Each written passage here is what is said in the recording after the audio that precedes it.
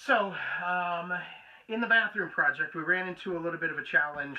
I bought just a small solar kit for the bathhouse off of Amazon or Renogy or something like that, and in the process of putting it together, we were doing pretty good. We left town for a couple of weeks, and something happened. Either the solar panel that came with it, that's like 100 watt, fell, and something happened with it, or some of the wiring's gone bad. So the batteries started discharging down to about 10 volts, which they're useless at that. They won't run a pump or anything. So we went down to our favorite little place in Flagstaff, and we've got a new panel. It's 160 watts. It's bigger than the old one. They also upped our gauge wires. I don't know what I was using, but I think they gave us 10. No, not 10. 10. 10 gauge. Mm-hmm. Thank you. 10 gauge.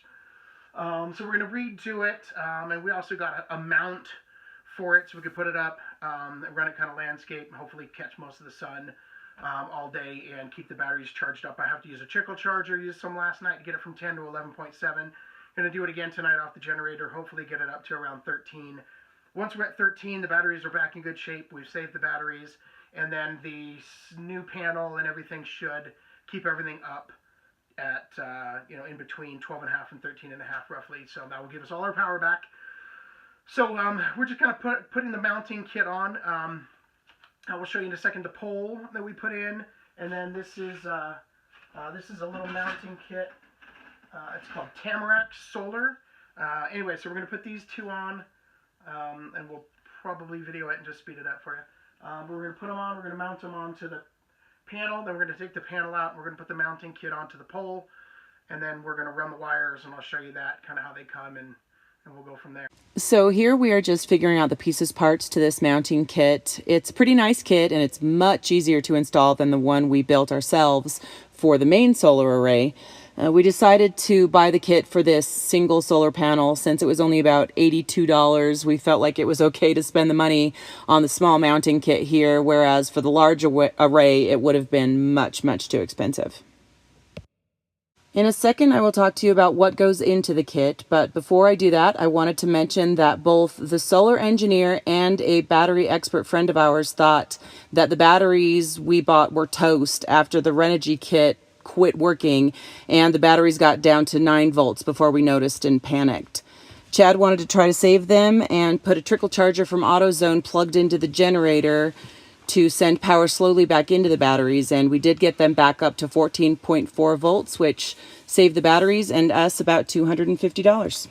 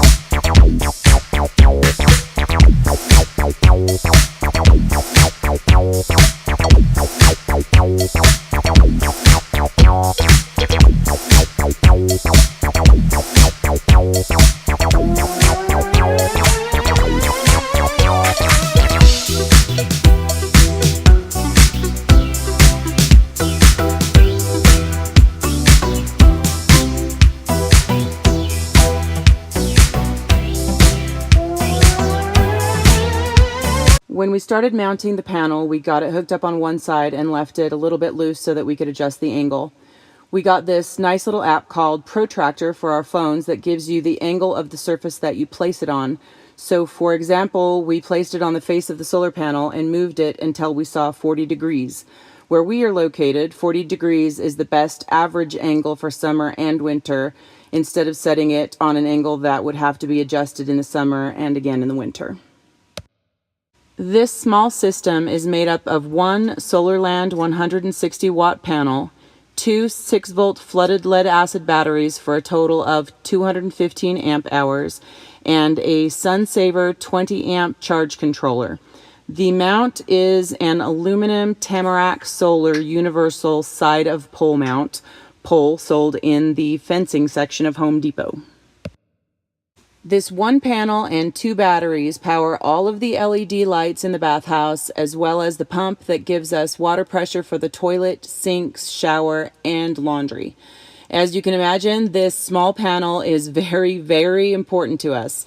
When we first moved up here, we greatly overestimated our patience and fortitude, thinking we could wash all of our clothes and bedding by hand.